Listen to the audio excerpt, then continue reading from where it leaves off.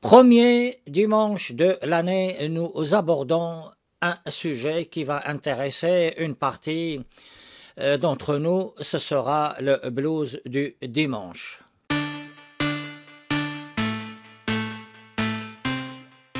Qu'est-ce donc ce fameux blues du dimanche qui semble gêner une partie de la population?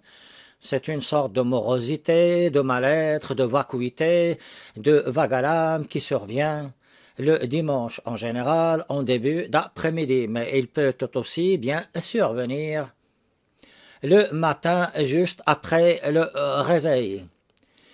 Si il survient le dimanche, ce n'est pas parce que c'est dimanche, c'est tout simplement parce que c'est la fin de la semaine. Et si on devait être un peu plus rigoureux, on devrait plutôt parler de blues de la fin de la semaine.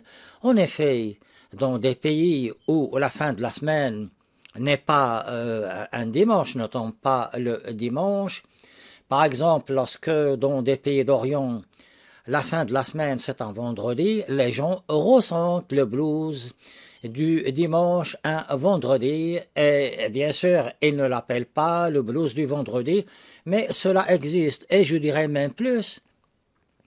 Des Européens qui ressentent le blues du dimanche quand ils vont s'installer dans des pays d'Orient, dont la fin de la semaine est vendredi, ben, ils ressentent ce fameux blues de la fin de la semaine le vendredi à partir du matin ou bien le vendredi après-midi. Donc on devrait plutôt, comme je l'ai déjà dit, parler de blues de la fin de la semaine.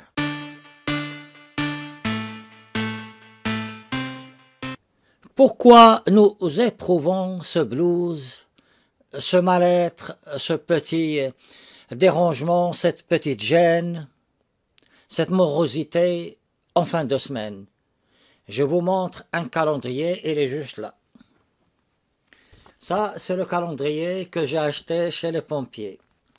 Quand on l'ouvre, on remarque une chose. Dimanche, dimanche, dimanche, dimanche, etc. Et c'est un peu grisé. Toute l'année, notre vie est rythmée par des fins de semaine, mais ce n'est pas tout. Lorsque nous sommes bébés, quelque part, nous sommes dérangés par le dimanche. Pourquoi? Parce que peut-être que le papa et la maman sont occupés, le biberon va arriver un peu tard, les couches peut-être qu'elles ne seront pas changées, nous allons dormir, le bébé va dormir un peu plus tôt. Et peut-être que le lendemain, il y a une perturbation. Et ça va durer durant toute l'enfance, durant tout le temps que le bébé est bébé jusqu'à ce qu'il grandisse. Mais lorsqu'il va grandir, après ce sera autour de la crèche.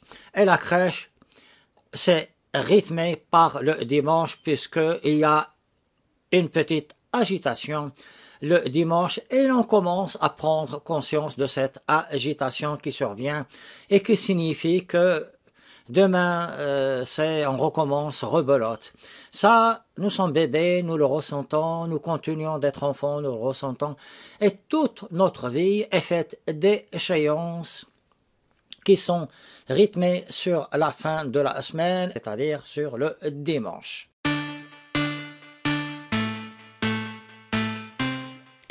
Finalement, si nous éprouvons ce malaise, ce blues de dimanche, c'est parce que nous venons de quitter le week-end, c'était de la tranquillité, nous étions en famille, nous étions peinards, comme le dit la chanson, et voilà que survient ce fameux dimanche, et qui est suivi, la police a dit mieux que moi, donc le dimanche est suivi par ce lundi où il faudrait recommencer à travailler.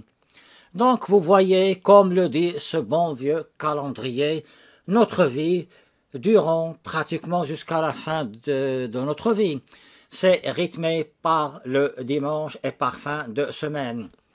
Mais je voudrais juste attirer votre attention sur un fait. Nous éprouvons une fois par an quelque chose de similaire lorsque nous partons en vacances.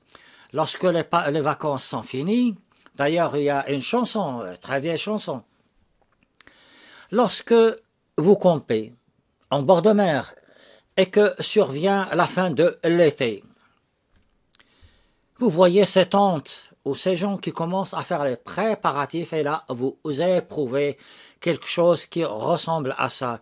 C'est-à-dire que quelque part, les échéances, qu'elles fussent ou qu'elles soient de fin de semaine ou de fin de vacances, elles créent en nous, un sentiment de morosité, parfois de frustration.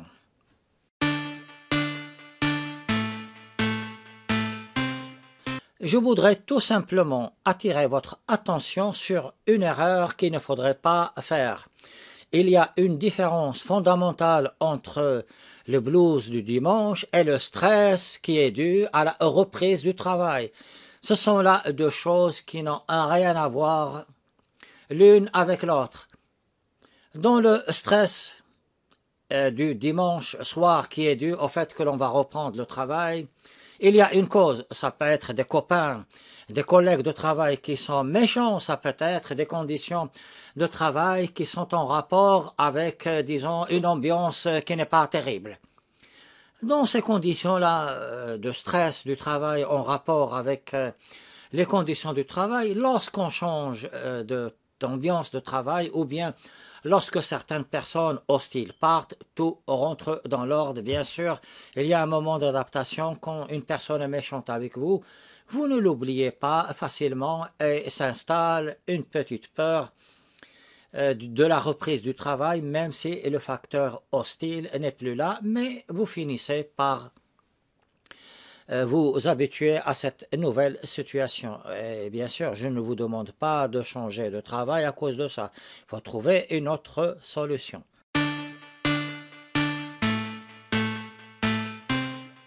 Est-ce que le blues du dimanche est dangereux? La réponse est sans équivoque, absolument pas. Ce sont des gènes qui viennent dans notre vie. Comme beaucoup d'autres gènes, vous savez, la vie n'est pas faite que de bonnes choses. Il y a des désagréments comme ça qui viennent, des gens qui sont timides, etc. Et là, c'est une chose qui n'est pas très grave, qui ne menace certainement pas notre équilibre mental. Le problème vient d'ailleurs. Pourquoi? Parce que si vous écoutez une émission sur le blues du dimanche, vous allez constater que ce sont des psychiatres ou des psychologues qui en parlent. Ça fait introduire l'élément en psy dont on n'a réellement pas besoin. Je peux vous rassurer, moi-même je suis médecin, que le blues du dimanche n'est pas une maladie ni psychologique ni psychiatrique. Qu'on se le dise une fois pour toutes.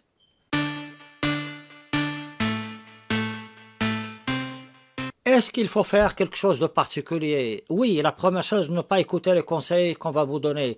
Certains vont vous dire qu'il faut se réveiller très tôt le matin du dimanche, c'est-à-dire de mettre votre réveil très tôt, je sais pas moi, peut-être aux aurores, non, j'exagère, mais ils vont vous dire de vous réveiller très tôt pour ne pas, comme si vous travaillez ce dimanche-là. Là, c'est complètement idiot. Ceux qui donnent ce genre de conseils devraient d'abord se faire soigner, je le dis comme ça.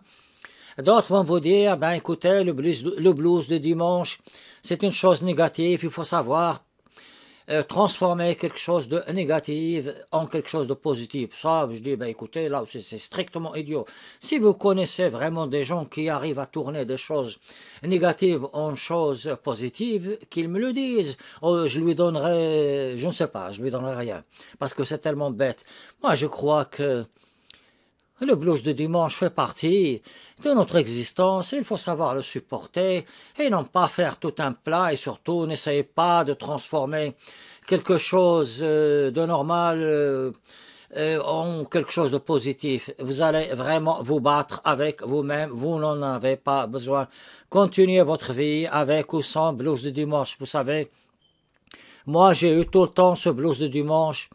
J'ai fini par l'oublier, il a fait partie de ma vie et maintenant je le ressens plus. C'était matinal, je suis Abdesalam Boujedraoui, à la prochaine fois sur un autre sujet.